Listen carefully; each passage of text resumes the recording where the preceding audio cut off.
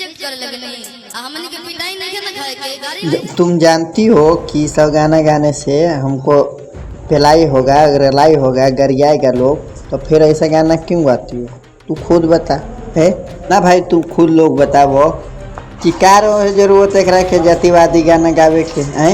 अच्छा गाना नहीं खे बन भोजपुरी में, लेकिन ना एक तो फेम चाहिए कि हम यादव के नाम पर गायब तो हमारा के सपोर्ट करी, बाबू के साहब के गाना गायब तो हमारा के सपोर्ट करी।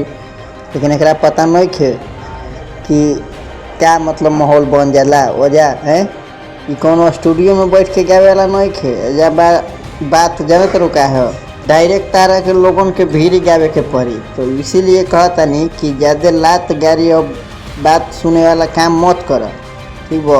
बढ़िया गाव ताकि लोग सभे कोई सुने, ठीक बो। तुम्हें लोग बारो जो जाति में बांट के और चलावत रह।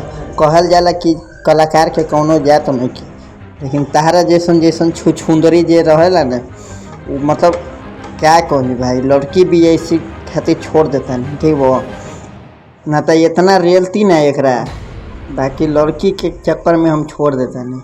रेल के एक हम पानी चुआ देती जितना ही छिहत्तरी बनत रही नहीं। तो रउआ लोगन के क्या कहे के भाई कि जवन गाना गैले लोगन के भीड़ी कबो बाबू साहेब कर दिला, कभी यादव करेला, एक खातिर तो रउआ लोग भी कोनो कमेंट करके अपन राय जरूर दी, ठीक बो। और चैनल पर आइन बानी रहुआ तो चैनल के सब्सक्राइब करके अब वीडियो को लाइक कर दी। बाकी छिहत्तरी के तो बाद में बतावल जाई, अभी पहिलका ही मतलब गलती रहे एक के जैसे छोड़ देनी ना, तो इतना हम गलती ना बाबू कि तार सब कुल सिंगार पटार जे बन दहिया पर सब उतर जाए, ठीक वो बताओ मर्दे। अगर वजह दू वर्ग के आदमी सुनत हो गाना तो ये क्या करत रहो, आगे में घी नहीं डालत रहे ललाट के 100 के।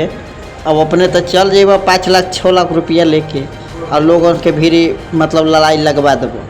ये छिहत्तरी करियठी बताब जरा सकल ना सूरत आ ना बढ़िया से आवाज़ बा, ठीक बो। ऑटो टून एक ओरिजिनल आवाज़ सुनबन भाई तो तारा के पता चली, ठीक बो।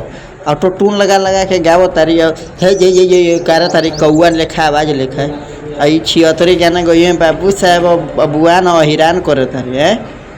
एक है जो नेबुआ बा ना ओकरा में हम किलिया ठोक दे में का दी, ठीक बो भी छोड़ देता नहीं।